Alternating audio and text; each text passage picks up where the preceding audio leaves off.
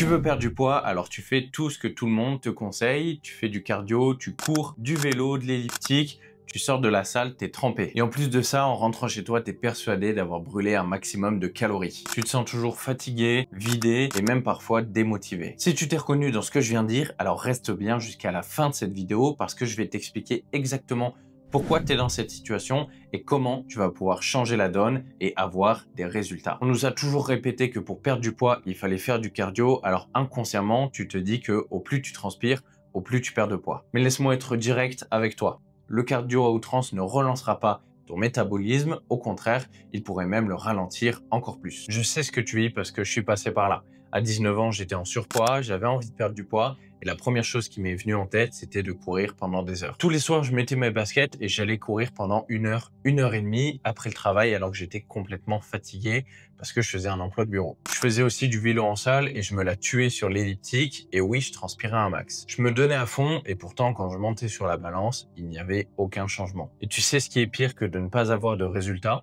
Eh bien, c'est le fait de ne pas comprendre pourquoi. J'étais persuadé que si ça ne marchait pas, eh bien, c'était parce que c'était moi le problème, mais en réalité, je n'utilisais simplement pas la bonne méthode. Et aujourd'hui, après avoir aidé plus de 113 hommes cadres qui travaillent toute la journée assis, je vois toujours la même erreur, penser que transpirer et faire du cardio va nous permettre de perdre du poids. La première étape, c'est du coup de comprendre pourquoi le cardio nous bloque plus qu'il nous aide. La première raison, c'est tout simplement l'adaptation.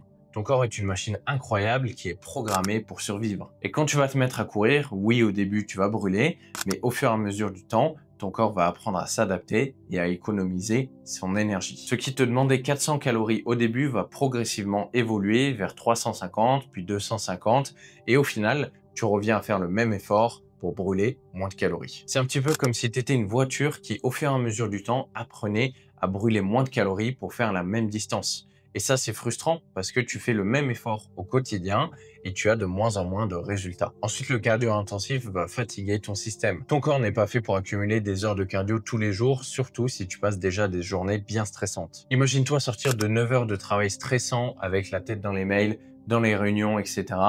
Et le fait d'enchaîner 1 heure de vélo par-dessus, ton corps n'y verra pas une opportunité de brûler plus de gras. Il y voit une contrainte supplémentaire et le résultat, c'est que tu t'épuises tout au long de ta journée, tu puises dans tes réserves d'énergie, tu dors mal et ton métabolisme se met en mode économie. Et la finalité, c'est que tu penses brûler plus de calories et au final, tu en brûles moins. Et puis, il y a également la compensation que tu as déjà peut-être vécue. Tu termines une grosse séance de cardio, tu rentres chez toi fatigué et la première chose que ton corps veut, c'est une récompense. La première chose qu'on se dit, c'est qu'on l'a bien mérité et donc tu vas piocher dans les placards, grignoter et au final, tu te lâches complètement. Et souvent, tu viens à manger plus que ce que tu as brûlé. Et c'est pour ça que malgré tes efforts, ton poids sur la balance ne bouge pas. Il est important également de mentionner l'illusion des premiers résultats. Parce que le premier retour que j'ai en général, c'est qu'on me dit que j'ai commencé à courir et j'ai perdu du poids. Et c'est vrai, quand tu commences à courir, tu peux perdre 1 ou 2 kilos assez rapidement. Mais attention, parce que la majorité du temps, ce que tu perds, c'est pas vraiment du gras, mais plutôt de l'eau.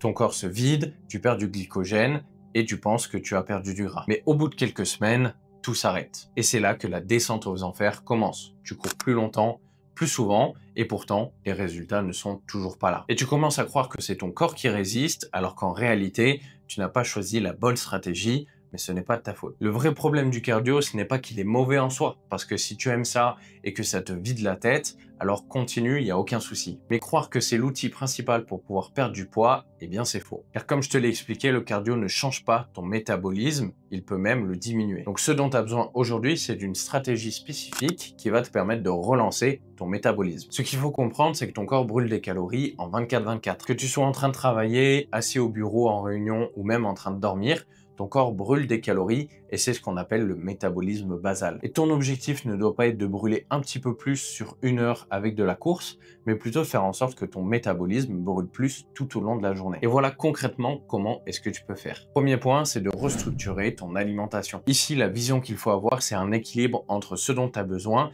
et le plaisir que tu peux avoir au quotidien. Je te déconseille de supprimer des groupes entiers d'aliments parce que ça peut être trop restrictif pour toi. Mais par contre, je t'invite à créer un cadre simple et clair qui va t'amener plus facilement en déficit calorique. Deuxième point, tu peux créer un minimum de masse musculaire. Et je te rassure, tu n'es pas obligé de devenir bodybuilder. Ce que tu dois comprendre, c'est que plus tu as de masse musculaire, plus ton métabolisme va tourner de manière intense, même au repos. Et pour ça, tu as simplement besoin de 3 séances de 45 minutes par semaine. Dernier point, et pour moi le plus important, respecter ton énergie. Si tu es stressé toute la journée et que tu dors 5 heures par nuit, ton corps restera bloqué. Le fait d'améliorer ton sommeil te permettra de mieux redémarrer ton métabolisme. Je vais te partager l'exemple de Johan qui a 50 ans, qui est cadre et qui nous a rejoint et en 1 mois et demi, il a perdu plus de 6 kilos. Ce qu'on a mis en place pour lui, c'est notre méthode spécifique chez FitZone Evolution et ça lui a permis de relancer son métabolisme rapidement et d'avoir ses premiers résultats dès les premières semaines. Ce que tu dois retenir, c'est que tu n'as pas besoin de courir pendant des heures pour perdre du poids. Tu n'as pas non plus besoin de t'épuiser sur un vélo ou l'elliptique parce que ça ne relancera pas ton métabolisme, bien au contraire. Ce qui va réellement changer ton corps, c'est de lui envoyer les bons signaux. Une alimentation claire, un peu de musculation et retrouver l'énergie au quotidien. C'est exactement ce que font nos élèves en arrivant chez FitZone Evolution